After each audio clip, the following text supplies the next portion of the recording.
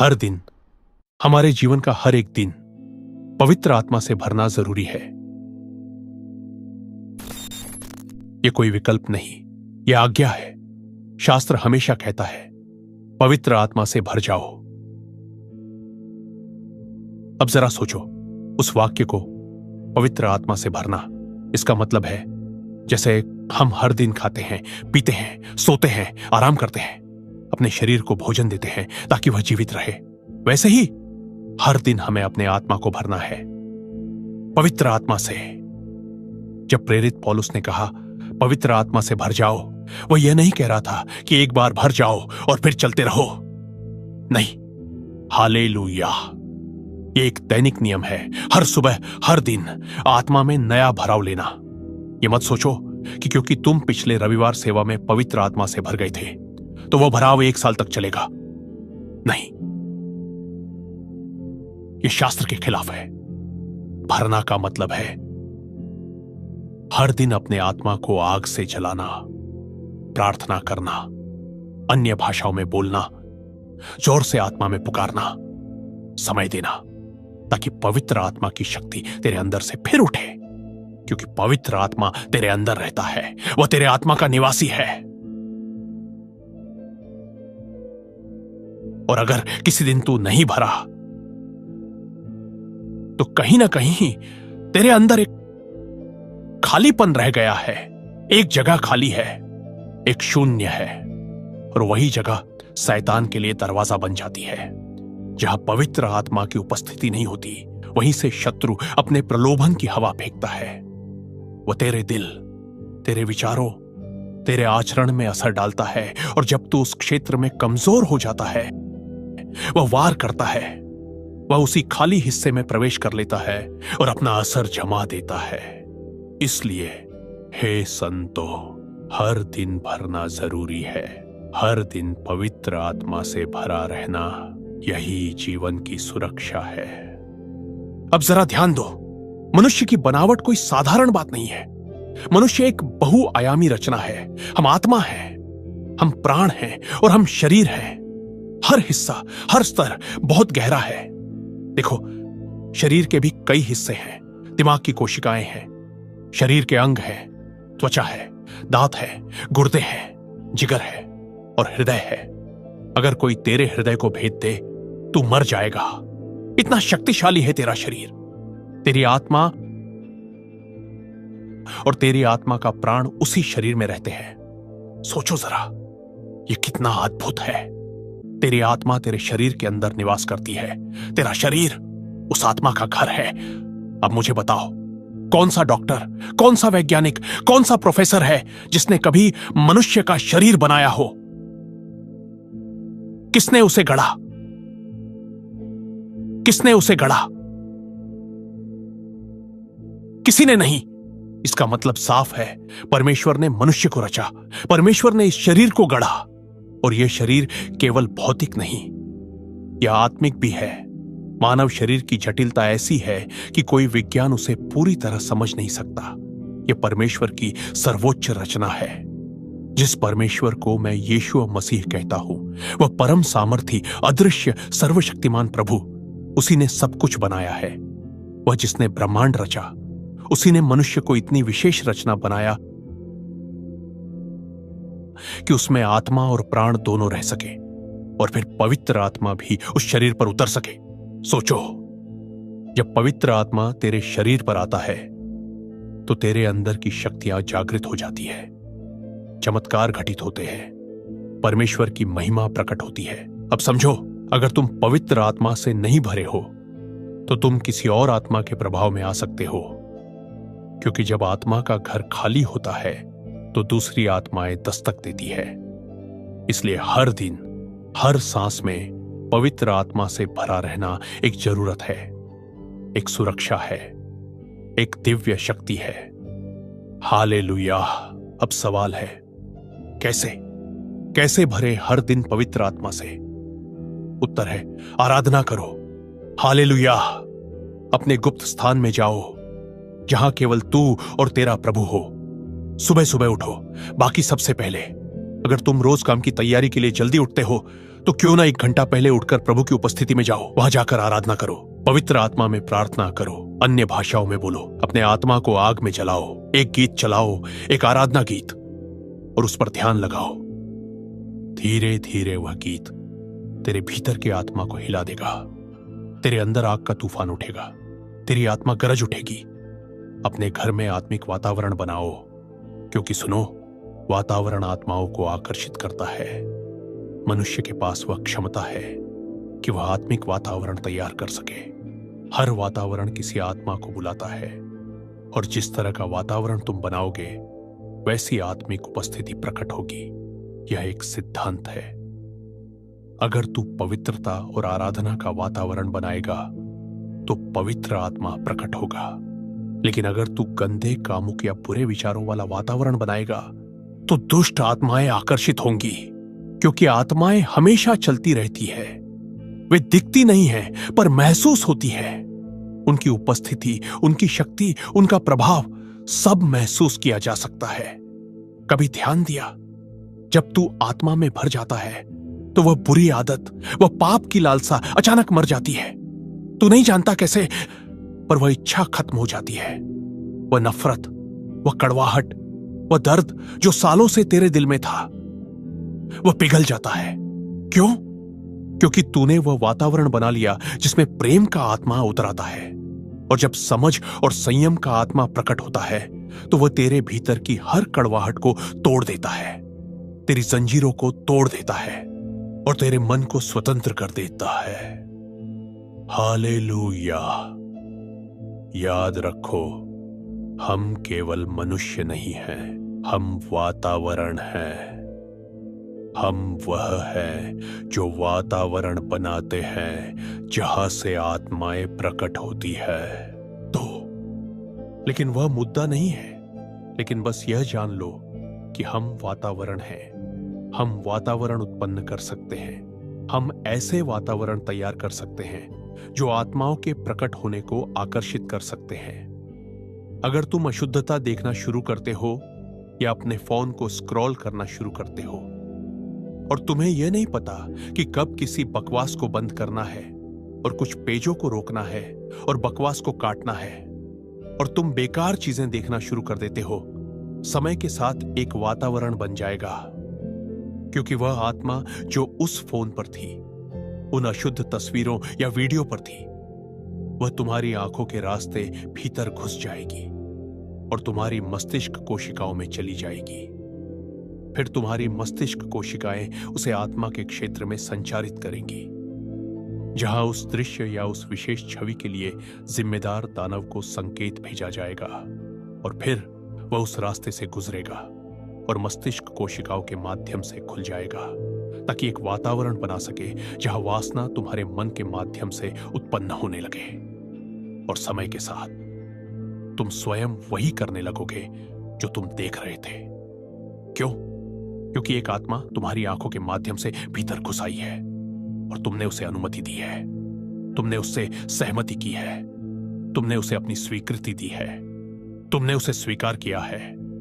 और समय के साथ तुमने एक ऐसा वातावरण बनाया है जिससे उस आत्मा का प्रकट होना हो सके, या उस आत्मा का जो उस वस्तु के पीछे थी जिसे तुम देख रहे थे। इसलिए परमेश्वर के पुत्रों, सावधान रहो, बहुत सावधान रहो उन चीजों के प्रति जिन्हें तुम स्वीकार करते हो।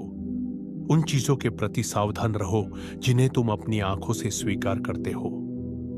उन चीजों के प्रति सावधान रहो जिन्हें तुम अपनी सुनने की शक्ति से स्वीकार करते हो। तुम्हें यह समझना चाहिए कि तुम्हारी सुनने की शक्ति के माध्यम से तुम एक वातावरण उत्पन्न कर सकते हो और किसी आत्मा के प्रकट होने को आकर्षित कर सकते हो। और अपनी दृष्टि या अपनी आंखों के माध्यम से तुम एक वातावरण उत्पन्न कर सकते हो जिसमें उस विशेष आत्मा के प्रकट होने की संभावना हो जिसे तुम देखने की कोशिश कर रहे हो। अपने कर्मों, अपने आचरण, अपने विचारों और अपनी कल्पनाओं के साथ तुम ऐसे वातावरण बना सकते हो जो किसी विशेष आत्मा को अधीन करने या बुलाने के लिए काम करते हैं। जागो, तुम्हें अनुशासित होना चाहिए। आत्मिक परिपक्वता के संकेतों में से एक संकेत है एक विश्वासी का अनुशासन जो परमेश्वर के वचन के साथ निरंतर तालमेल में रहता है। वचन द्वारा प्रेरित रहो। यह अच्छा महसूस नहीं होगा, मैं तुम्हें यह बता दूं। यदि कोई व्यक्ति वास्तव में परमेश्वर के मार्ग पर चलना चाहता है तो वह अच्छा महसूस नहीं करेगा। तुम्हें बहुत अजीब लगेगा, तुम्हें बहुत अलग थलग महसूस होगा, तुम्हें बहुत अकेला लगेगा, कभी कभी तुम्हें बहुत सूखा महसूस होगा स्वभाव में, लेकिन आत्मा में तुम अधिकार से परिपूर्ण रहोगे। जब तुम बोलोगे तो वे चीजें जो दूसरों को नष्ट करती हैं वे तुम्हारे चरणों में झुक जाएंगी। क्यों? क्योंकि इनमें से कोई भी सांसारिक तत्व तुम्हारे ऊपर प्रभुत्व नहीं रखता। उनके पास तुम्हारे ऊपर कोई शक्ति नहीं है। क्यों? क्योंकि तुमने आत्मा के माध्यम से और परमेश्वर के भारों के माध्यम से इस मानवीय स्वभाव की कमजोरियों और नैतिक पतन से ऊपर उठ गए हो। ओहा! यह वातावरणों के माध्यम से चलता है, यह दुराचारों के माध्यम से चलता है, यह विचारों और दृष्टियों के माध्यम से चलता है, यह हर प्रकार की चीजों के माध्यम से चलता है जो हमारी भावनाओं को आकर्षित कर सकती है। इसलिए तुम्हें बहुत सावधान रहना चाहिए और कहना चाहिए, मैं अपनी 5 इंद्रियों के द्वारों का प्रभारी हूं। मैं यह सुनिश्चित करूंगा कि कोई भी दुष्ट आत्मा मेरी 5 इंद्रियों के माध्यम से कोई वातावरण उत्पन्न न करे जो किसी अशुद्ध और विपरीत आत्मा के प्रकट होने को अधीन या आकर्षित कर सके। पवित्र आत्मा के साथ संबंध कैसे बनाएं? जब हम पवित्र आत्मा के साथ एक संबंध बनाने की बात करते हैं तो हमें इसे एक सच्चाई से शुरुआत करनी होगी। वह कोई धुंध नहीं है, वह कोई ठंडक नहीं है जो आपको आराधना के गीत के दौरान महसूस हो। वह कोई एहसास नहीं है जो गीत रुकने पर मिट जाए। पवित्र आत्मा एक व्यक्ति है, एक वास्तविक व्यक्ति।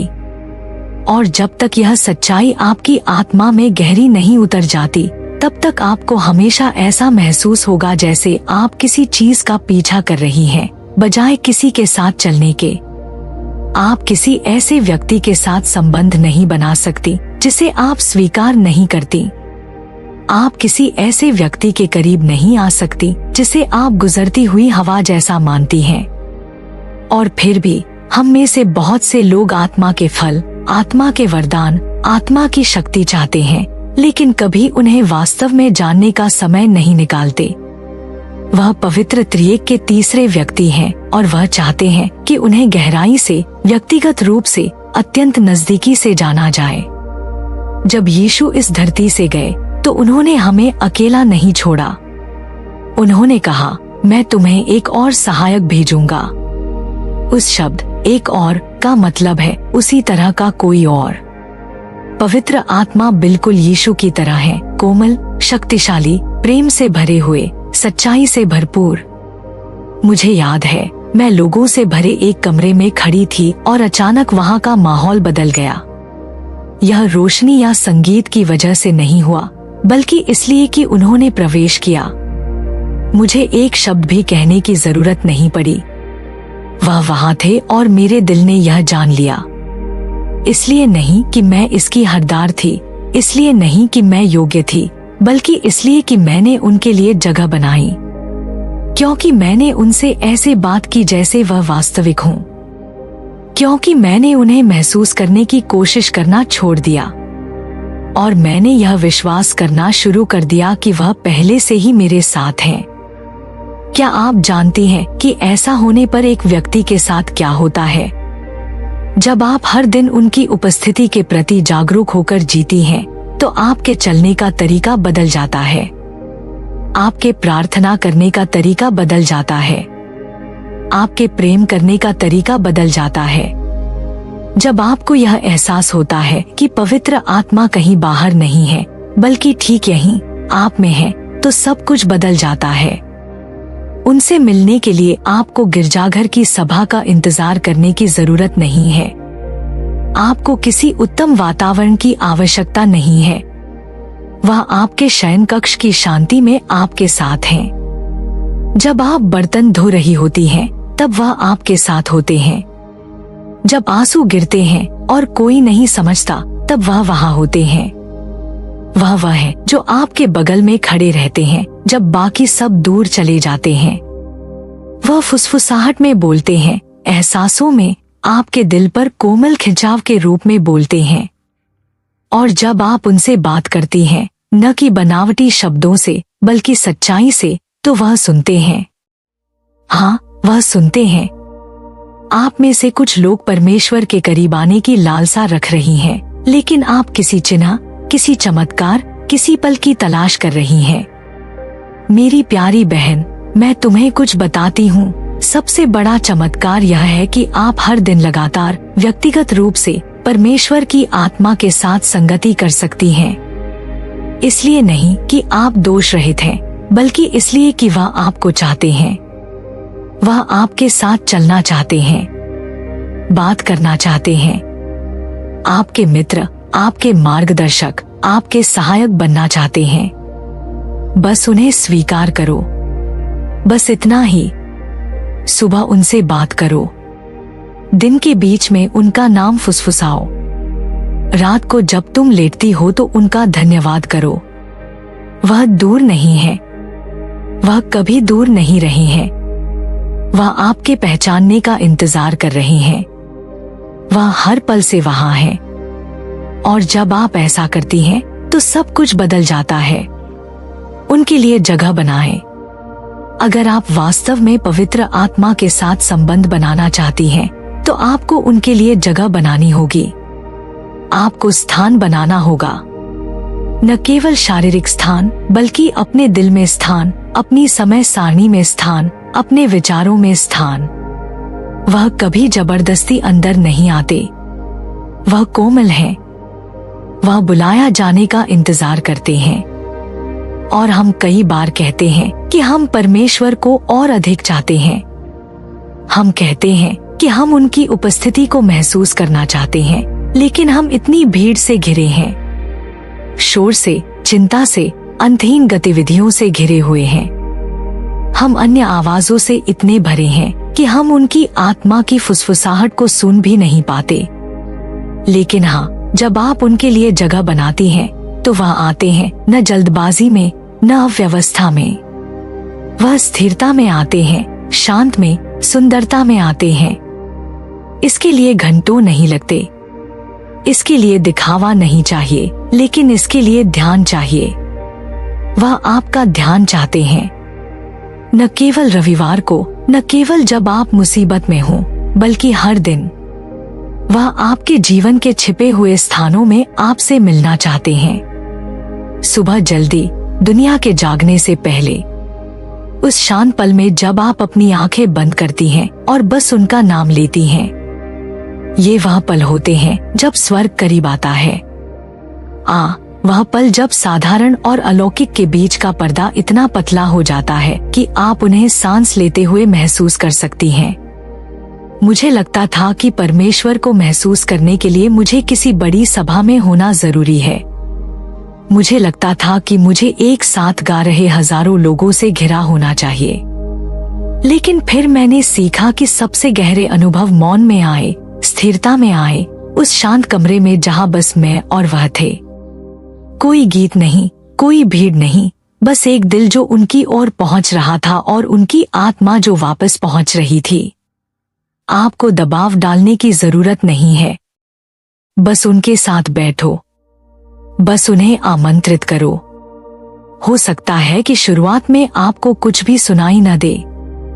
हो सकता है कि आपको कुछ भी महसूस न हो। लेकिन अगर आप लगातार आती रहती हैं, अगर आप समय अलग करती रहती हैं, भले ही दिन में कुछ ही मिनट, तो आपको बदलाव दिखना शुरू हो जाएगा। आपका दिल नरम हो जाएगा। आपका मन शांत हो जाएगा। और अचानक आपको एहसास होगा कि वह हर समय वहां थे, बस आपके इतना धीरे होने का इंतजार कर रहे थे कि आप उन्हें पहचान सकें। यह दुनिया शोर करती है। यह हमसे बहुत कुछ मांगती है। लेकिन पवित्र आत्मा शोर से प्रतिस्पर्धा नहीं करते। वह आपके आमंत्रण का इंतजार करते हैं। और जब आप उनके लिए वह पवित्र समय अलग करना शुरू कर देती हैं, तो वह आपकी शरण बन जाता है। वह आपकी ताकत का स्थान बन जाता है। वह स्रोत बन जाता है जिससे आप तब जल लेती हैं जब बाकी सब सूख जाता है। आपके पास उत्तम शब्द होने की जरूरत नहीं है।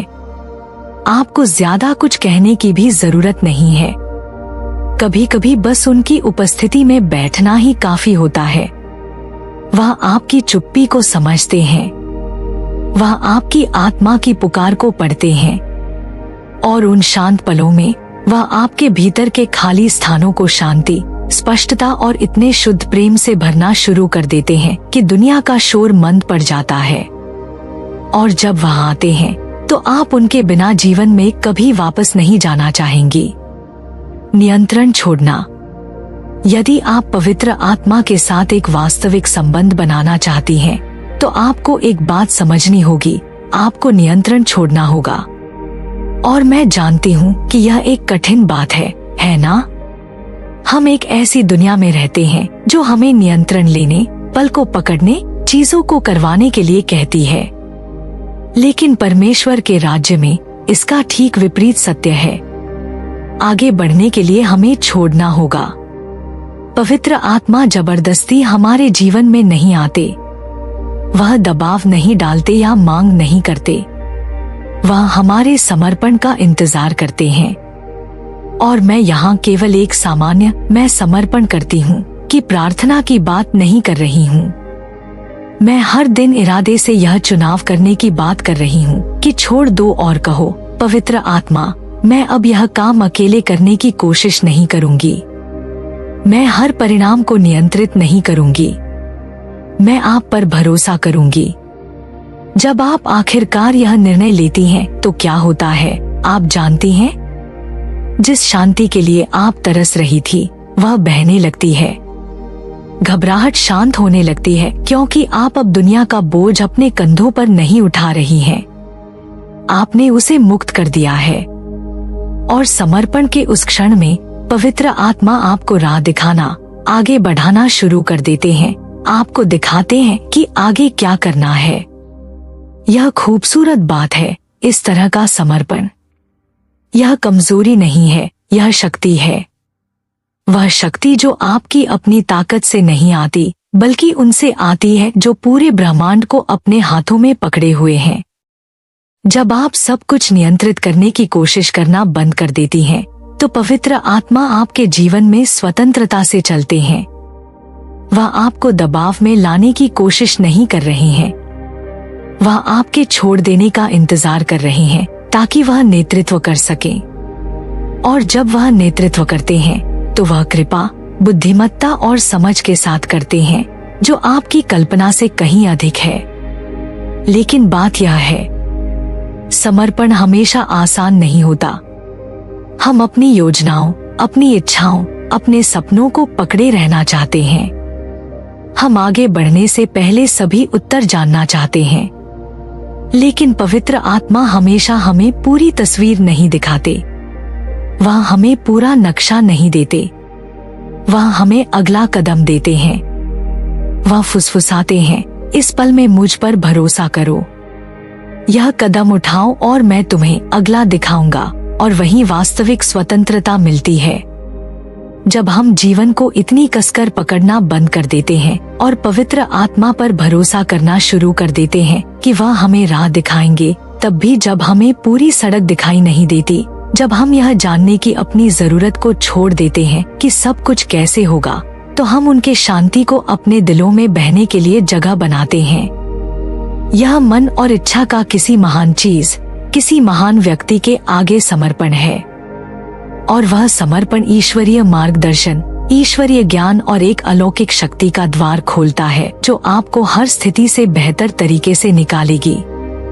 तो आज छोड़ दें नियंत्रण की जरूरत को, सभी उत्तरों की जरूरत को, इसे सब कुछ खुद से सुलझाने की जरूरत को त्याग दें। जब आप ऐसा करेंगी तो पवित्र आत्मा उन तरीकों से आगे बढ़ना शुरू कर देंगे जिनकी आपने कभी कल्पना भी नहीं की होगी। और उनके साथ आपका संबंध गहरा हो जाएगा, जितना आपने सोचा था उससे कहीं अधिक वास्तविक, कहीं अधिक व्यक्तिगत हो जाएगा। उनकी आवाज सुनना और पालन करना, पवित्र आत्मा के बारे में सबसे गहरी बातों में से एक यह है कि वह बोलते हैं। वह चुप नहीं है, वह दूर नहीं है, वह हमेशा बातचीत कर रही हैं, हमेशा चल रही हैं, हमेशा प्रेरित कर रही हैं। लेकिन सवाल यह है कि क्या हम सुन रहे हैं?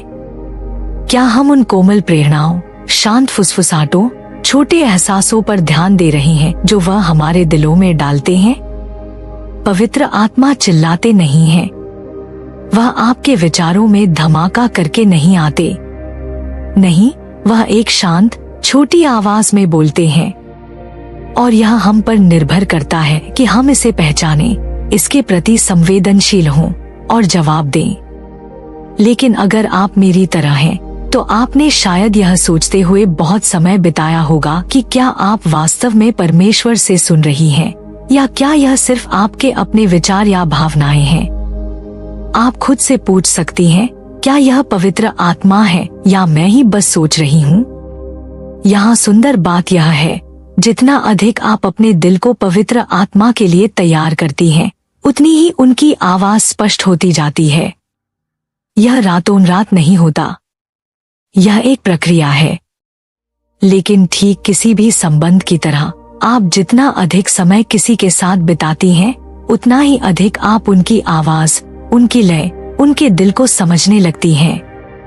आप भीड़ भरे कमरे में भी उनकी उपस्थिति को पहचानने लगती हैं। और पवित्र आत्मा के साथ भी ऐसा ही है। वह हमसे अलग अलग तरीकों से बोलते हैं।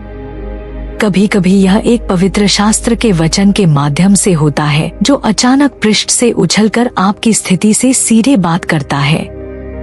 कभी कभी यह एक विचार होता है जो आपको रात के बीच में आता है, एक विचार जो आप जानती हैं कि आपसे उत्पन्न नहीं हुआ, लेकिन बिल्कुल सही लगता है।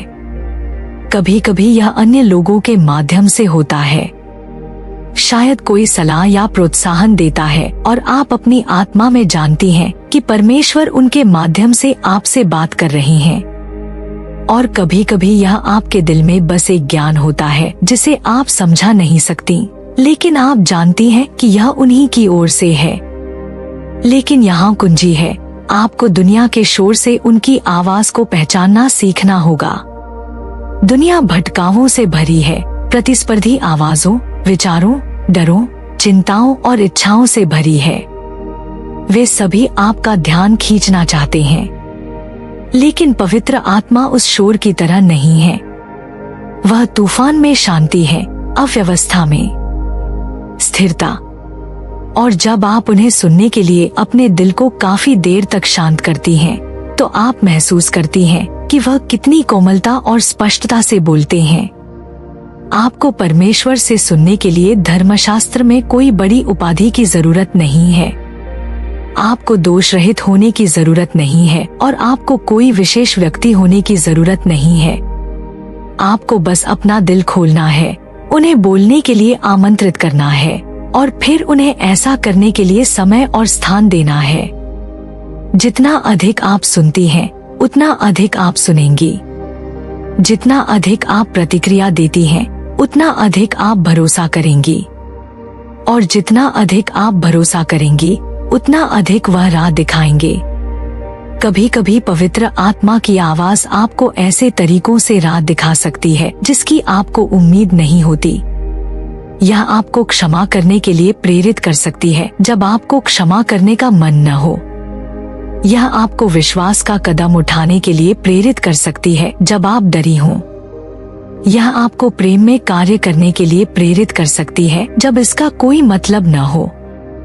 लेकिन उस शांत छोटी आवाज के आज्ञापालन में उठाया गया हर कदम आपको उनके करीब लाता है। तो आज यदि आप परमेश्वर से सुनने के लिए संघर्ष कर रही हैं, तो मैं आपको प्रोत्साहित करती हूँ कि अपने दिल को शांत करें, उनके बोलने के लिए जगह बनाएं, उनसे अपनी आवाज स्पष्ट करने के लिए कहें और फिर सुनें, बस सुनें। वह बोल रहे हैं। क्या आप सुनने के लिए तैयार हैं? आज्ञापालन की शक्ति। जब आप पवित्र आत्मा को बोलते हुए सुनती हैं, तो एक चीज है जो उनके साथ आपके संबंध को किसी भी और चीज से अधिक गहरा करेगी, आज्ञापालन। उनकी आवाज सुनना, अपने दिल में वह खिंचाव महसूस करना एक बात है, लेकिन कार्य के साथ जवाब देना बिल्कुल दूसरी बात है। आज्ञापालन ही वह है जो सुनने को जीवन में बदल देता है, आत्मा के साथ तालमेल बिठाकर चलने और अपने जीवन को परमेश्वर की इच्छा के अनुरूप करने में। आज्ञापालन हमेशा हमें समझ में नहीं आ सकता। वास्तव में कई बार ऐसा होता है जब पवित्र आत्मा जो हमसे करने को कहते हैं वह असहज या यहाँ तक कि असंभव महसूस होता है। हो सकता है कि वह आपसे किसी ऐसे व्यक्ति को क्षमा करने के लिए कह रहे हों जिसने आपको गहरा दुख पहुंचाया हो सकता है कि वह आपको जोखिम लेने के लिए, अनजान में कदम रखने के लिए या किसी ऐसी चीज को छोड़ने के लिए प्रेरित कर रहे हों जिसे आपने बरसों से कसकर पकड़ रखा है। लेकिन मैं यह जानती हूँ, आज्ञापालन हमेशा अधिक स्वतंत्रता की ओर ले जाता है। आज्ञापालन हमेशा पवित्र आत्मा के साथ अधिक नजदीकी की ओर ले जाता है, क्योंकि आज्ञापालन का हर कार्य भरोसे का कार्य है। जब हम जल्दी, बिना हिचकिचाहट के, बिना दोबारा सोचने के आज्ञा मानते हैं, तो हम पवित्र आत्मा के लिए अपने जीवन में और अधिक शक्ति से चलने का द्वार खोलते हैं। यह ऐसा है जैसे आप किसी नए संबंध में चल रही हों और वह आपके साथ अपना दिल बांटते हैं। जब आप प्रतिक्रिया देती हैं, जब आप सुनती हैं, जब आप जो उन्होंने बांटा है उस पर कार्य करती हैं, तो संबंध गहरा होता है। यह सतही बातचीत से हटकर कुछ अधिक वास्तविक, अधिक गहरा बन जाता है। पवित्र आत्मा भी वैसे ही है। वह बोलते हैं और हमें अनुसरण करना चुनना होगा।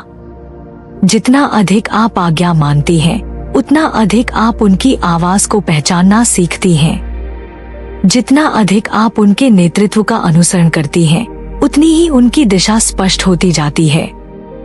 यह छोटी छोटी बातों के माध्यम से किसी पर भरोसा करना सीखने जैसा है। जैसे जैसे आप छोटे पलों में आज्ञा मानती हैं, भरोसा बढ़ता जाता है। और फिर जब बड़ी परीक्षाएं आती हैं, जब कठिन निर्णय लेने होते हैं, तो आप संकोच नहीं करेंगी। आप उनकी आवाज को जानेंगी, आप उनकी दिशा को पहचानेंगी और आप भरोसा करेंगी कि वह आपको अच्छी चीज की ओर ले जा रहे हैं, तब भी जब आपको पूरी तस्वीर दिखाई न दे। लेकिन आज्ञापालन के लिए समर्पण की आवश्यकता होती है ना? आप उनके अभिषेक की एक गहरी माप में, उनकी इच्छा की एक गहरी समझ में चलना शुरू कर देती हैं। अब इसका मतलब यह नहीं है कि यह हमेशा आसान होगा। कभी कभी आप संघर्ष करेंगी, कभी कभी आप डरा हुआ या अनिश्चित महसूस करेंगी। लेकिन मैं आपको याद दिलाती हूँ, आज्ञापालन आत्मविश्वासी महसूस करने के बारे में नहीं है। यह अपनी भावनाओं से ज्यादा परमेश्वर पर भरोसा करने के बारे में है। यह देखकर नहीं, बल्कि विश्वास से चलने का चुनाव करने के बारे में है। और आज्ञापालन के हर कदम के साथ आप उनके उद्देश्यों के साथ और अधिक अनुरूप हो जाती हैं। आप उनकी आवाज के प्रति और अधिक सजग हो जाती हैं। तो आज यदि आप पवित्र आत्मा से सुन रही हैं, लेकिन पीछे हट रही हैं, तो मैं आपको प्रोत्साहित करती हूँ कि आज्ञापालन का वह कदम उठाएं। उन पर भरोसा करें, उनके नेतृत्व का अनुसरण करें, और जैसा आप करती हैं, आप उनके साथ एक गहरा, अधिक जीवंत संबंध अनुभव करेंगी जिसकी आपने कभी कल्पना भी नहीं की थी। उन्हें हर क्षेत्र में आमंत्रित करें। जब आप पवित्र आत्मा के साथ संबंध बनाना शुरू करती हैं, तो सबसे शक्तिशाली चीजों में से एक जो आप कर सकती हैं, वह है उन्हें अपने जीवन के हर क्षेत्र में आमंत्रित करना। मेरा मतलब है हर क्षेत्र। आपके संबंध, आपकी नौकरी, आपके सपने, आपके संघर्ष, आपकी जीत, यहाँ तक कि आपके दिन के सबसे छोटे पल भी। पवित्र आत्मा केवल रविवार की सुबहों के लिए या जब आप संकट में हों तब के लिए मेहमान नहीं है। उन्हें एक निरंतर, हर दिन का साथी होना चाहिए। और जब आप उन्हें अपने जीवन के हर हिस्से में आमंत्रित करती हैं, तो आप उनके पूर्ण रूप और जो वह प्रदान करते हैं उसका अनुभव करना शुरू कर देती हैं। इसके बारे में सोचो। पवित्र आत्मा आपके जीवन के किसी विशिष्ट भाग तक सीमित नहीं रहना चाहते। वह केवल आपकी प्रार्थनाओं या आराधना के समय में उपस्थित नहीं रहना चाहते। नहीं, वह आपके साथ हर एक पल चलना चाहते हैं। वह वहाँ होना चाहते हैं जब आप काम पर हों, जब आप अपने परिवार के साथ समय बिता रही हों, जब आप चिंतित या अभिभूत महसूस कर रही हों, जब आप जीत का जश्न मना रही हों। वह हर परिस्थिति में आपकी ओर मुड़ने वाला व्यक्ति बनना चाहते हैं। जब आप अपने जीवन को हिस्सों में बांटना बंद कर देती हैं और उन्हें हर चीज में आने देती हैं, तो संबंध गहरा होता है। जब आप उन्हें अपने काम में आमंत्रित करती हैं, तो वह आपकी बुद्धिमत्ता का स्रोत, आपकी शक्ति और आपकी शांति बन जाते हैं। आप चुनौतियों को एक नई रोशनी में देखना शुरू कर देंगी। वह आपको कृपा और समझ के साथ उनसे निपटने का तरीका दिखाएंगे।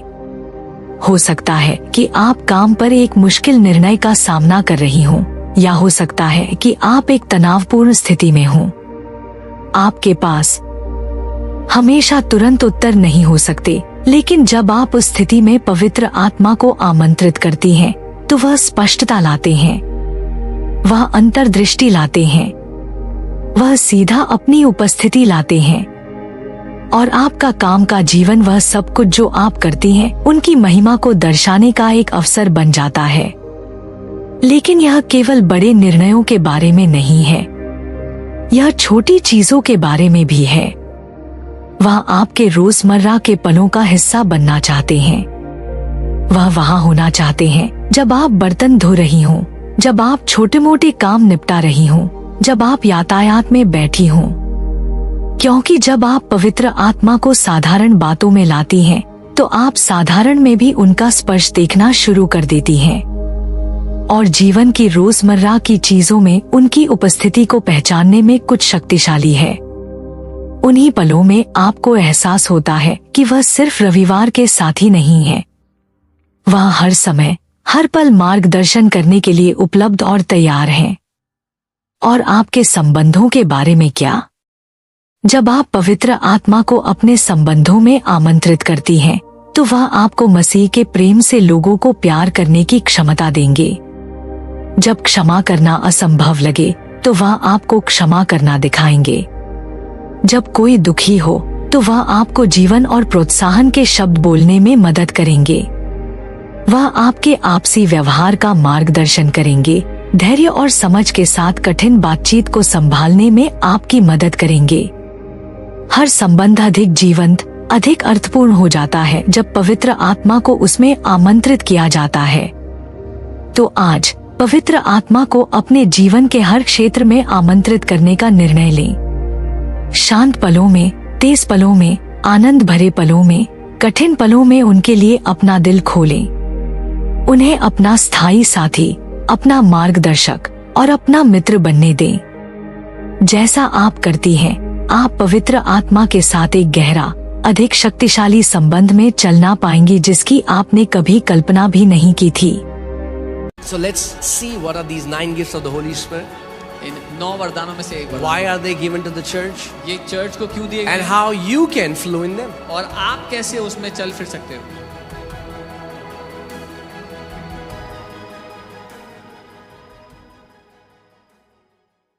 Today I'm going to talk about a very interesting and a very important topic. एक बहुत ही दिलचस्प और महत्वपूर्ण मुद्दे के बारे में आज मैं बात करना चाहता हूँ, And that is the 9 gifts of the Holy Spirit. और वो है पवित्र आत्मा के 9 वरदानों के बारे में। Now, majority of the church thinks that it's not for everyone. It's only for the preacher. It's only for an evangelist who is going to another nation. What would I do with the 9 gifts of the Holy Spirit? अब अधिकतर कलीसिया ऐसा सोचती है कि 9 वरदान मेरे लिए नहीं है, मैं क्या करूंगा, उसका कोई प्रचारक है जो इवेंजलिस्ट है, दूसरे देशों में जा रहा है, उसके काम आएगा। Before we go into the gifts, we have to understand that to walk in the gift of Holy Spirit, you have to receive the baptism of the Holy Spirit. इससे पहले कि आप पवित्र आत्मा के वरदानों में चले फिरें, आपको पवित्र आत्मा का बपतिस्मा चाहिए। The Bible says God so loved the world that he gave his only begotten son. Bible कहती है परमेश्वर ने जगत से ऐसा प्रेम किया कि अपना इकलौता बेटा दे दिया। So you have to understand that Jesus is a gift to the world. तो आपको ये समझना है कि यीशु मसीह गिफ्ट है दुनिया के लिए। Amen. आमीन। Anybody who wants to receive Jesus, अगर कोई है जो यीशु को ग्रहण they करना can चाहता receive है, Jesus now. वो अभी कर सकता है यीशु को ग्रहण। But Holy Spirit is not the gift for the world. लेकिन पवित्र आत्मा दुनिया के लिए गिफ्ट नहीं है। Jesus said, the Spirit of truth, who the world doesn't know, neither they can receive him. यीशु ने कहा वो सत्य का आत्मा जिसको दुनिया ना तो जानती है ना ही ग्रहण कर सकती है। So Jesus is the gift for the world, but Holy Spirit is the gift for the children of God. तो यीशु गिफ्ट है दुनिया के लिए, लेकिन पवित्र आत्मा गिफ्ट है परमेश्वर के बच्चों के लिए। Amen. Holy Spirit is only released in the name of Lord Jesus Christ of Nazareth. क्योंकि पवित्र आत्मा केवल यीशु नासरी के नाम में दिया जाता है। John 14:26, Jesus said, the helper whom Father will send in my name. यूहन्ना 14:26 यीशु ने कहा वो सहायक जो पिता मेरे नाम से भेजेगा। Amen. So every spirit is not Holy Spirit. हर आत्मा पवित्र आत्मा नहीं है। Every miracle working spirit is not Holy Spirit. हर चमत्कार करने वाली आत्मा भी पवित्र आत्मा नहीं है। The first step is पहला to कदम है enter into God's family by receiving salvation. परमेश्वर के घर में कदम रखना उद्धार को पाकर। Amen. आमीन। For as many as received him, John 1:12, to them he gave the power to become the children of God. यूहन्ना 1:12 कहता है जितनों ने यीशु को ग्रहण किया उनको परमेश्वर ने अपनी संतान होने का अधिकार दिया। Amen. So once a person gets born again, तो एक बार एक व्यक्ति जन्म पा लेने यहाँ परमेश्वर के द्वारा, then there is another experience that God has for that child. तो फिर एक और अनुभव है जो परमेश्वर ने उस बच्चे के लिए रखा हुआ है। And this word children is the Greek word teknon. और ये जो बच्चे शब्द है यूनानी का टेक्नॉन शब्द है। That means a small baby. इसका मतलब एक छोटा So बच्चा। you don't get born again and become mature. आप नया जन्म पाते ही सयाने नहीं हो जाते। You're born as a babe in Christ. आप मसीह में एक बच्चे के रूप में पैदा होते हैं। Now you need a tutor, you need an instructor, you need a helper, you need a standby, you need a comforter, and that's why the Father releases His Spirit so that you can mature and mature as a son of God. अब आपको एक सहायक, एक शिक्षक, एक तसल्ली देने वाला, एक मार्गदर्शक चाहिए जिसके लिए परमेश्वर अपना आत्मा भेजता है ताकि आप परमेश्वर में बढ़ सके, सयाने हो सके। So first experience was you get born again. The second is you get baptized with the Holy Spirit. So पहला अनुभव है आपने नया जन्म पा लिया, दूसरा अनुभव है आप पवित्र आत्मा का बपतिस्मा पा लेते हो।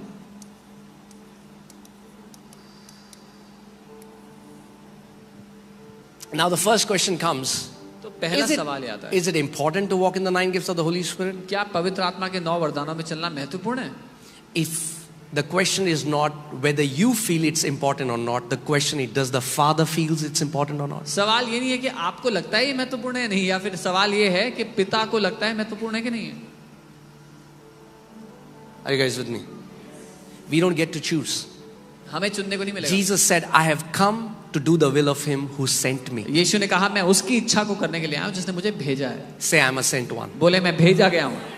You have to understand that you are sent by the Father. आपको ये समझना होगा कि पिता ने आपको भेजा है। You'll say, but Pastor, how can you say that? आप कहेंगे पास्टर आप कैसे कह सकते Well, Jesus said हैं? यीशु ने कहा in John 20, यूहन्ना when the 20 disciples were in a room, they were terrified, they're afraid, the doors are locked. Jesus walks through the wall and says, peace to you, as the Father has sent me, I send you. यूहन्ना 20 में देखते हैं जो चेले थे वो डरे हुए थे, कमरे के अंदर बंद थे और यीशु दीवार में से चलते हुए आते हैं, कहते तुम्हें शांति मिले, जैसे पिता ने मुझे भेजा है अब मैं तुम्हें भेजता हूं। It doesn't matter what you do. You are a teacher or an engineer or a doctor or a businessman or a pastor. We all are sent by our Heavenly Father. आप क्या काम करते हो, क्या रोजगार है, उससे फर्क नहीं पड़ता। आप टीचर हो, बिजनेसमैन हो, कुछ भी करते हो, हम सब के सब भेजे गए हैं पिता के द्वारा।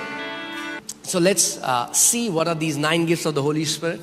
इन 9 वरदानों में से एक वरदान, Why are they given to the church? ये चर्च को क्यों दिए गए And हैं how you can flow in them. और आप कैसे उसमें चल फिर सकते हो। If you want to know about the 9 gifts of the Holy Spirit, go to 1 Corinthians chapter 12. पहला कुरिन्थियों उसका 12 अध्याय, अगर आप जानना चाहते हैं पवित्र आत्मा के वरदानों के बारे में तो यहाँ जाएंगे। Amen. I'll read from verses 4. चौथी आयत से पढ़ेंगे। There are diversities of gifts. वरदान तो कई प्रकार के हैं। There are diversities of gifts, कई तरह के वरदान हैं, but the same Spirit. लेकिन आत्मा एक ही है. That means it's the same Spirit इसका मतलब वही आत्मा है who is the source of different gifts that operate. जो अलग अलग गिफ्ट काम करते हैं, उनका सोर्स है. Amen. There are differences of ministries, but the same Lord. अलग अलग तरह की सेवकाइयां हैं, लेकिन प्रभु एक ही है. This is talking about Jesus. ये यीशु की And बात है. I don't have time to go and elaborate on this, but it talks about the triune God working together. Holy Spirit gives you gifts. Jesus gives the ministries, Ephesians 4:11 onwards, and the Father gives the operations in the church that you can see. And there are diversities of activities, but it is the same God who works all in all. और ये त्रिएक परमेश्वर साथ मिलकर कैसे काम करते हैं, वो है जो पवित्र आत्मा है, वो अलग अलग वरदान देते हैं. प्रभु यीशु मसीह अलग अलग सेवकाइयां देते हैं, जो इफिसियों 4 में पढ़ते हैं. और वो परमेश्वर पिता है जो अलग अलग कार्य देते हैं कलीसिया के लिए. Amen. Do you know Holy Spirit is symbolically, He's not a dove. He's not a dove. Prophetically, symbolically, the Spirit of God came like a dove upon Jesus. पवित्र आत्मा एक डव, एक कबूतर की नाई उतर आया यीशु पर, लेकिन वो कबूतर की तरह नहीं है, कबूतर नहीं है. Do you know how many feathers dove has on its wings? आप जानते हैं कितने फेदर्स, कितने? 9 on each side. 9. और 9. 9. Yeah. 9 पंख. Now, it is a picture of the gifts of the Holy Spirit and the fruits of 9 gifts of the Holy Spirit and 9 fruits of the Holy Spirit. और ये एक तस्वीर है पवित्र आत्मा के 9 वरदानों की और 9 फलों की. Amen. If you just want gifts but no fruits, अगर सिर्फ फल वरदान चाहिए, फल नहीं चाहिए, your life will be like this. तो आपकी जिंदगी ऐसी होगी. You'll go out, you'll heal the sick. आप जाएंगे, बीमारों को चंगा करेंगे. You'll come home, you'll beat your wife. घर आएंगे, बीवी को पीटेंगे.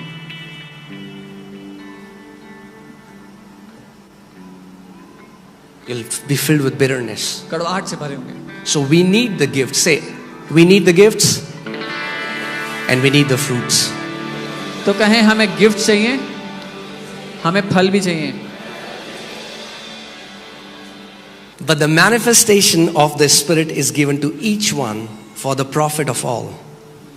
लेकिन आत्मा का प्रकटीकरण हर एक को दिया जाता है सबके फायदे के लिए. Manifestation, Paul here calls the gifts manifestation of the Spirit. यहाँ पर पॉल गिफ्ट्स को प्रकटीकरण कह रहे हैं. That means which is evident and appears openly.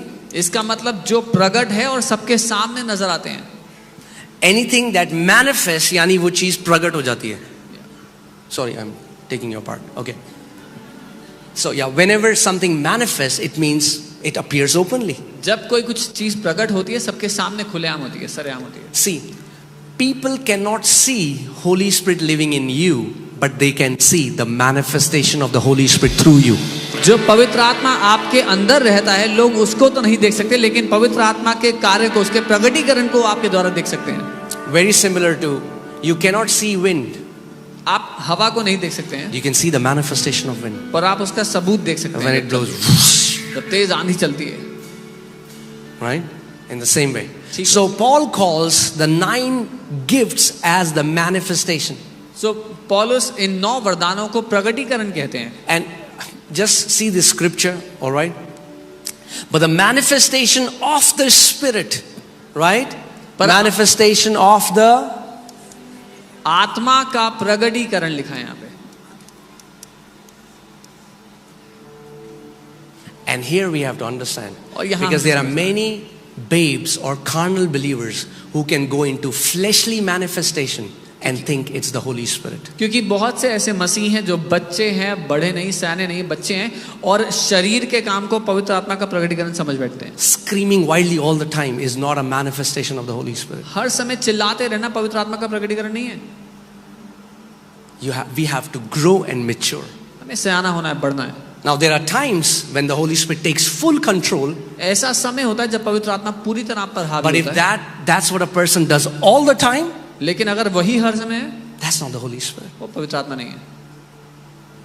So we have to stay away from the manifestation of flesh comes when you want to show off how spiritual you are in the midst of a crowd. शरीर का प्रकटीकरण तब होता है जब आपको दिखाना है कि आप कितने आत्मिक हैं भीड़ के बीच And it's very dangerous. में। और ये बहुत खतरनाक है। That means Holy Spirit is not giving me a prophetic word, but because I want to show off that I can give prophetic word, I go into the area of flesh. अगर पवित्र आत्मा की ओर से मुझे कोई भविष्यवाणी का वचन नहीं मिल रहा है, लेकिन मैं चाहता हूं कि मैं दिखाऊं मैं कितना आत्मिक हूं, तो मैं जबरदस्ती भविष्यवाणी देने की कोशिश करता हूं, तो मैं शरीर के द्वारा काम करूंगा। So the manifestation of Spirit is given to each one, but for the profit of all. पवित्र आत्मा का प्रकटीकरण हर एक को दिया जाता है सबकी उन्नति के लिए। And this word profit is the Greek word benefit. और ये जो उन्नति है या फायदा शब्द है यूनानी में। Hear this. That means every time a gift is manifested, people are gonna benefit from that. इसका मतलब जब कभी कोई वरदान प्रकट होता है तो सबका फायदा होगा उससे। So Holy Spirit is not giving a gift for my own sake. He's using me as an instrument to bless others. तो पवित्र आत्मा वरदान मेरे लिए नहीं दे रहा, मेरे द्वारा वो इस्तेमाल कर रहा है, मेरे द्वारा दूसरों को फायदा पहुंचाने के लिए। Because he wants to bless the entire body of Christ. क्योंकि वो पूरी मसीह की देह को फायदा पहुंचाना चाहता है। All right? And I'm going to talk about these from my own life so that you understand how I journeyed, how manifestation came in my life. और मैं अपनी खुद की जिंदगी से बताना चाहता हूँ ताकि आप समझे कैसे मैंने यात्रा किया, कैसे अलग अलग प्रकटीकरण मेरी जिंदगी में आए। All right. So, for to one is given the word of wisdom through the Spirit. क्योंकि एक को आत्मा के द्वारा बुद्धि की बातें दी जाती हैं। Now hear this. सुनिए। That means this wisdom is a supernatural wisdom. इसका मतलब ये बुद्धि अलौकिक है। This wisdom did not come from white hair. ये बुद्धि बाल पकने के द्वारा नहीं आई, सफेद बालों से नहीं आई। Godly wisdom has nothing to do with how old you are. ईश्वरीय बुद्धि का आपकी उम्र से कोई रिश्ता नहीं है। So what is the first gift? पहला वरदान क्या है? Okay. Word of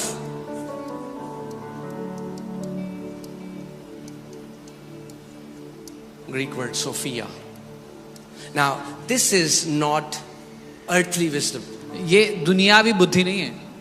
This word comes from the word fragment or a portion. ये जो शब्द है यहाँ पर वर्ड, ये टुकड़े से आता है, टुकड़ा या हिस्सा। And wisdom is different than knowledge. और बुद्धि ज्ञान से अलग होती है। The word wisdom talks about a supernatural insight that God gives you to solve a certain situation. और वो ऐसा एक अलौकिक दृष्टिकोण परमेश्वर आपको देता है किसी बात की गहराई का, ताकि आप किसी बात का समाधान निकाल सको। It also provides insight about a future event that can happen, and God gives you the wisdom how to prepare for it now. एक भविष्य में होने वाली घटना के लिए कैसे तैयारी करनी है, परमेश्वर आपको उसके लिए बुद्धि देता है अभी। Amen. We see that. I mean, like, their Bible is full of that, but I can give you an example of wisdom, word of wisdom and word of knowledge, and usually they both work together. Bible इससे भरी हुई है, बहुत सारे उदाहरण हैं, बुद्धि का वचन और ज्ञान का वचन, अक्सर ये दोनों साथ में काम करते हैं। You know, when God gave a dream to Joseph, जब परमेश्वर ने यूसुफ को सपना दिया, and he saw that 7 years of abundance and then 7 years of famine, not only did he give a knowledge and information to king. Okay, this will happen. जब उसने ये देखा कि 7 साल बहुतायत के होंगे, फिर 7 साल सूखा पड़ेगा, अकाल पड़ेगा, तो उसने केवल जानकारी नहीं दी राजा को। You know, sometimes I see Christians, you know, they say, God is showing me, don't go out on Thursday. You can meet with an accident. कई बार मैं देखता हूँ मसीह लोग ऐसी बातें करते हैं कि परमेश्वर मुझे दिखा रहा है कि थर्सडे को बाहर मत जाना, एक्सीडेंट हो सकता है। Don't give the knowledge. ज्ञान मत दो ना, Give सिर्फ the wisdom how to solve the problem. बुद्धि दो कैसे उस परेशानी को सॉल्व करना है। You won't find ever Jesus did that in the Bible. आप कभी नहीं देखोगे यीशु ने ऐसा किया हो। Amen. So wisdom gives an insight. सो बुद्धि एक गहरी समझ देती है। In fact, the Bible says, can you put that scripture? The Bible says a house is built by wisdom. Bible कहती है एक घर बुद्धि के द्वारा बनाया जाता है। Now hear this. Because you have the Holy Spirit, क्योंकि आपके पास पवित्र आत्मा है। Holy Spirit can teach you पवित्र आत्मा आपको सिखा सकता है how to deal with your children कैसे अपने बच्चों को बड़ा करना है, उनको सिखाना when है। there's a situation. जब कोई In परिस्थिति your हो, business, आपके बिजनेस में if there is a problem, अगर कोई समस्या है, Holy Spirit can give you wisdom, पवित्र आत्मा आपको बुद्धि दे an सकता है, insight that you have not learned naturally. एक ऐसी समझ जो आपने स्वाभाविक रूप से नहीं सीखी। But the Spirit of God gives you the wisdom, the way to handle that situation. लेकिन परमेश्वर का आत्मा आपको बुद्धि और उस परिस्थिति को समाधान निकालने की तरीका देता है। Now, second is word of knowledge. ज्ञान का वचन दूसरा है। Word of knowledge. Now, word of knowledge is when you get a supernatural, you know something supernaturally that you have not read somewhere or not, you have not heard somewhere. ज्ञान का वचन वो है जब आप अलौकिक रूप से कुछ ऐसा जान लो जो आपने कहीं से पढ़ा नहीं, आपको कहीं से पता नहीं लगा। You get a supernatural knowledge of something which did not come from your five senses. अलौकिक जानकारी आपको मिल गई जो आपको अपनी शारीरिक ज्ञान इंद्रियों से नहीं मिली है। You see that happening here every Sunday. आप हर संडे यहाँ होते God हैं। gives me names of people I've never met them in my life. I'm seeing them the first time. God tells me about their medical condition and what happens? They instantly get healed. परमेश्वर मुझे लोगों के नाम देते हैं जिनको मैं कभी मिला नहीं, कभी देखा नहीं, मुझे उनकी मेडिकल कंडीशन बताते हैं और वो लोग उसी टाइम ठीक हो जाते हैं। Amen? You have witnessed that, right? आपने देखा है यहाँ पे होते हुए? It's for you. ये आपके लिए, It's for you. आपके लिए। You can pray for someone and Holy Spirit exactly tells you what is their problem before they open their mouth. आप किसी के लिए प्रार्थना करने लगो और इससे पहले कि वो आपको बताएं आप उनकी समस्या क्या है, पवित्र आत्मा आपको हूबहू ठीक रूप से बता दे क्या है। It's a supernatural knowledge. ये अलौकिक ज्ञान है, It's a supernatural knowing. एक अलौकिक रूप से जान लेना है।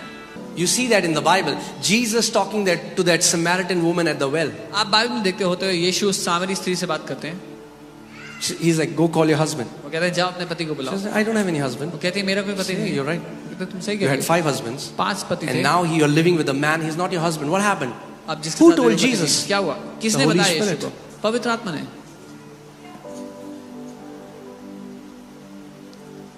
Amen. Third is the gift of faith. तीसरा है विश्वास का वरदान।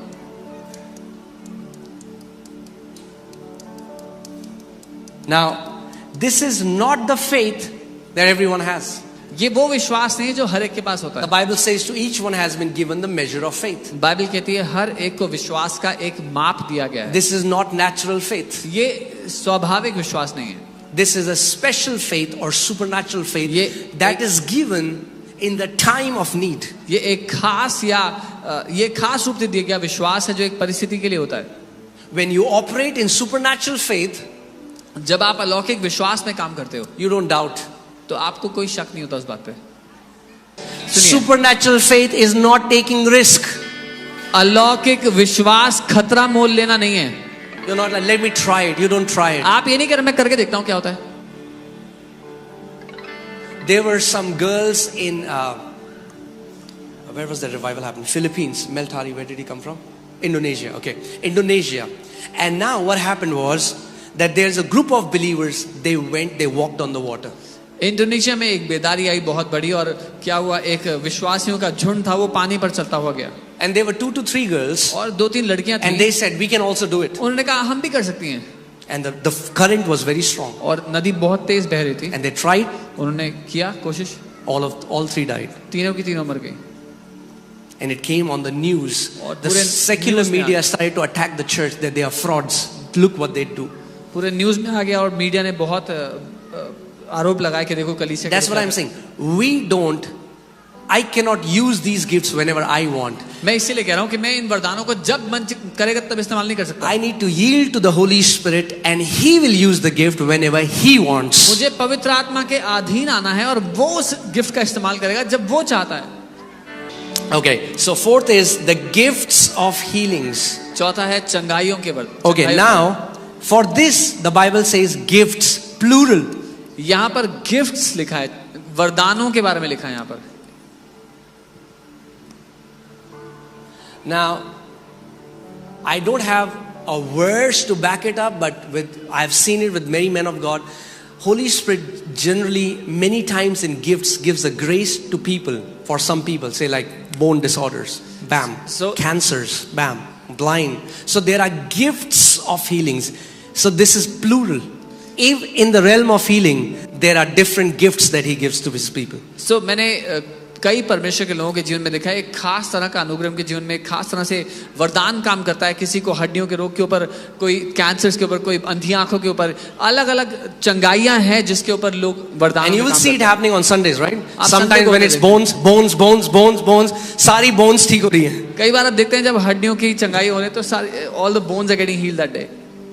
The gift of healing working it's like a sharp laser focus, the Spirit of God through this gift destroying a certain specific kind of disease. चंगाइयों के वरदानों में से एक चंगाई के लिए खास एक हथियार की तरह वो वरदान काम करता है उस बीमारी को नाश करते हुए। Amen. So, yeah.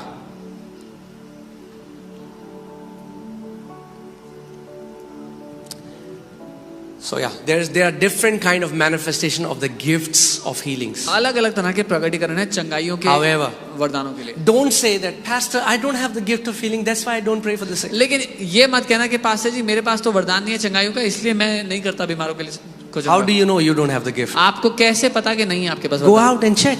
जाओ चेक तो And करो। even if you don't have the gift, और अगर नहीं भी है वरदान you still have authority over sicknesses and diseases. तो भी बीमारियों और रोगों के ऊपर अधिकार है आपको। Jesus said in Mark 16:17, these signs will follow them that believe in my name.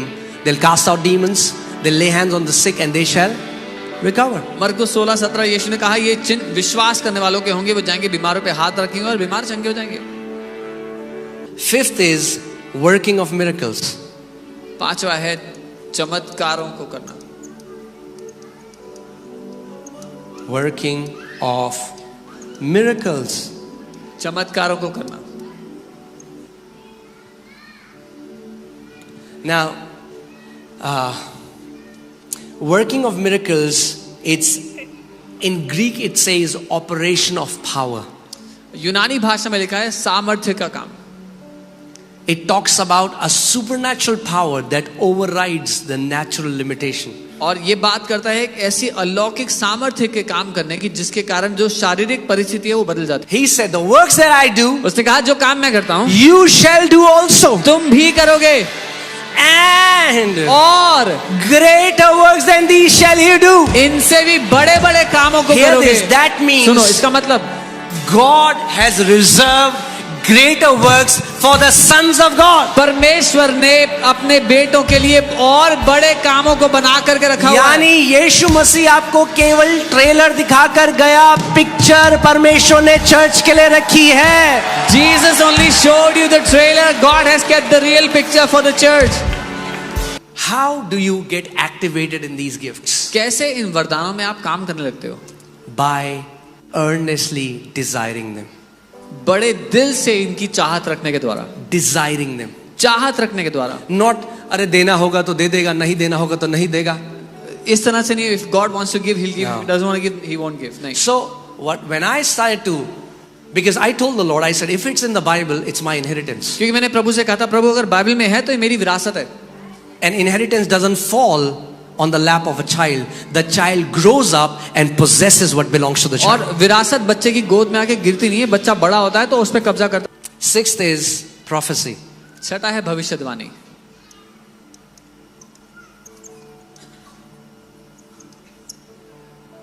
The Bible tells us that prophecy is to edify, to comfort, and to strengthen someone. Bible बताती है भविष्यवाणी किसी को मजबूत करने के लिए, उनकी उन्नति करने के लिए, बल देने के लिए। It's a Greek word. It means to speak on the behalf of God.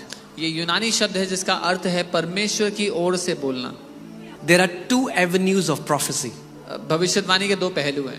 One is पहला, you share the heart of God, आप परमेश्वर का दिल किसी को and you बताते can tell what is about to happen. हो और आप उनको ये बताते हो क्या होने वाला है। The second is, दूसरा है it's a higher realm एक where when उच्च you दुनिया। speak, जब आप बोलते हो it happens. तो हो जाता है।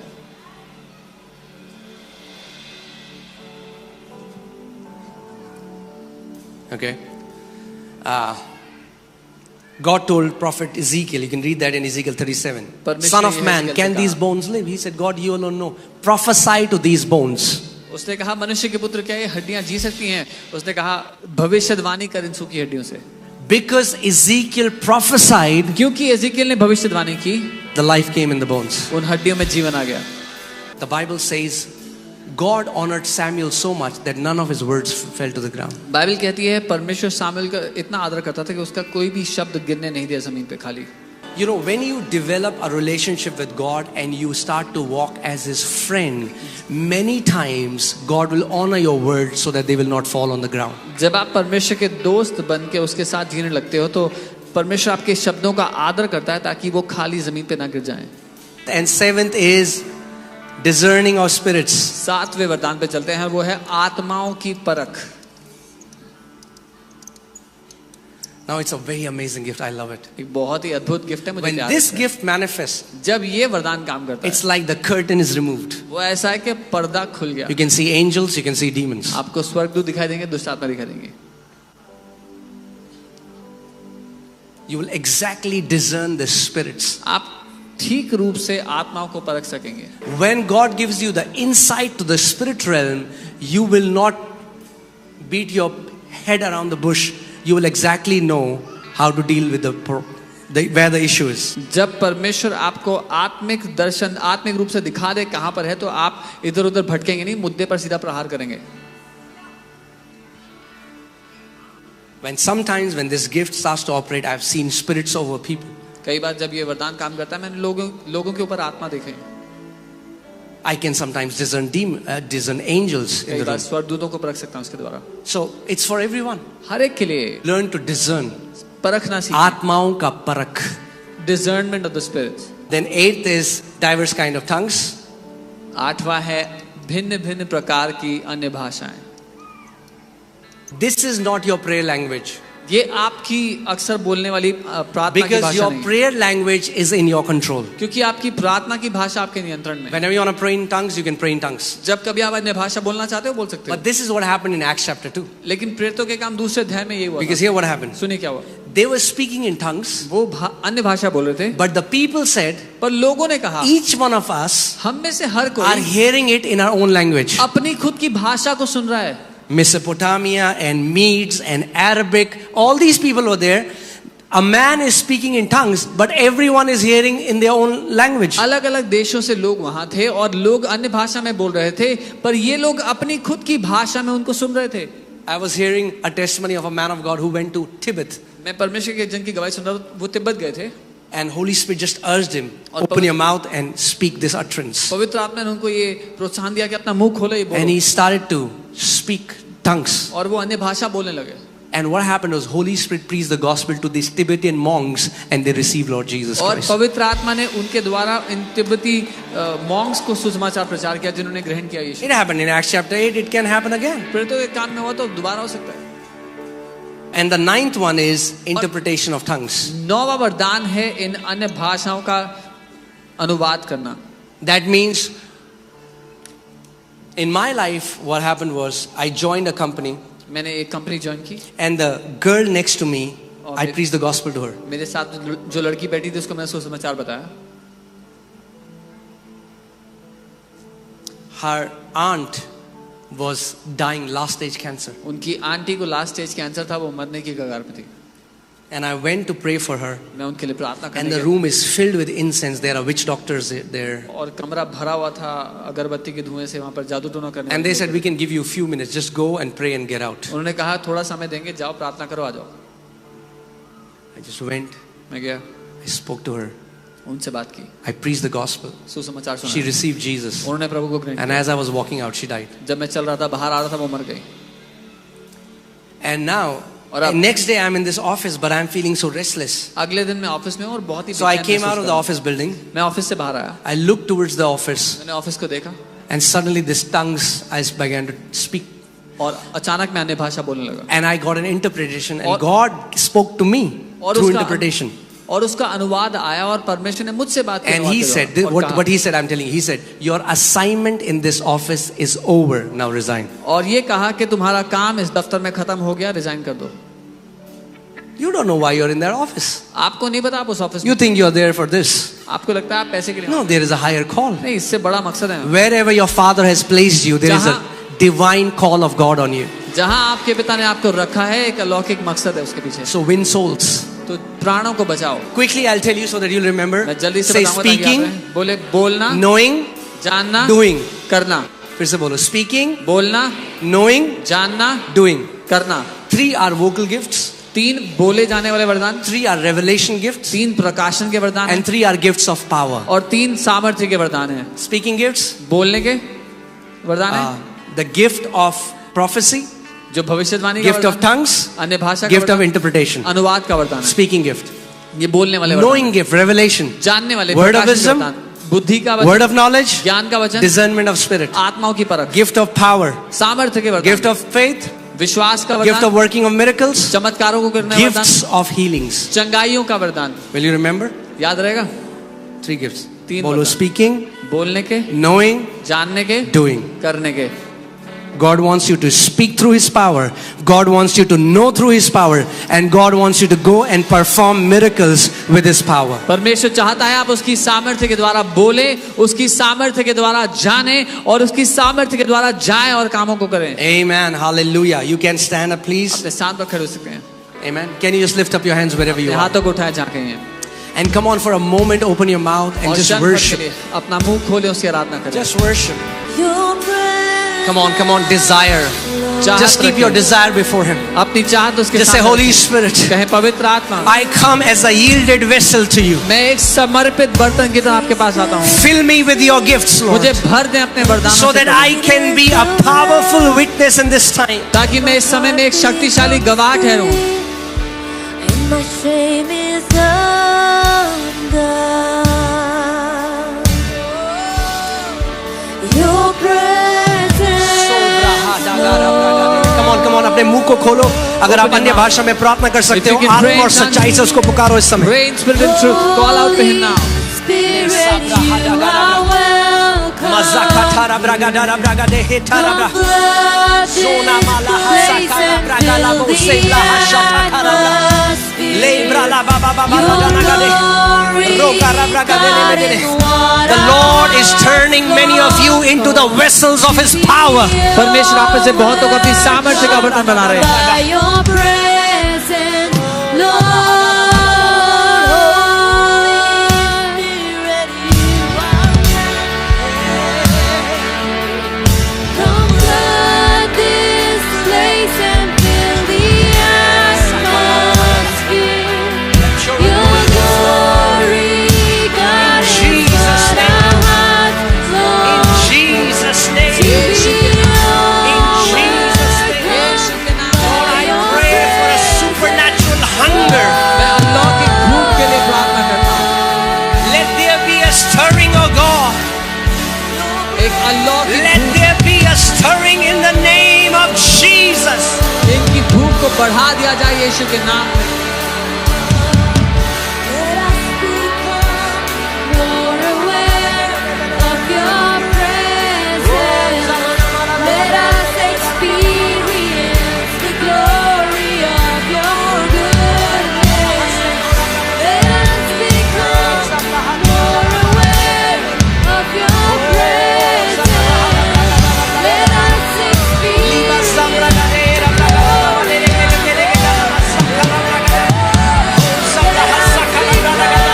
Come on, engage. Engage with the Holy Spirit. Engage with the Holy Spirit. Let your mighty power manifest, Spirit of God. प्रभु अपनी Let महान your mighty सामर्थ्य power manifest in अपनी the name महान of Jesus. सामर्थ्य यीशु के नाम में Oh, करो। Sabrahadaragra bragadele. Zalabragadele gelebelege sandalama.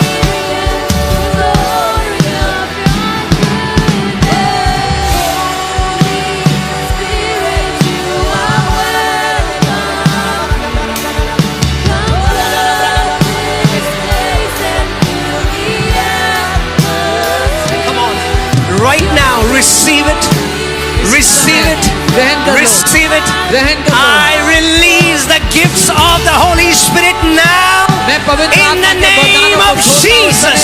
यीशु के नाम In the में, name of यीशु के Jesus. नाम में Receive समय Receive now. ले लो इसी समय In Jesus' name. यीशु के नाम में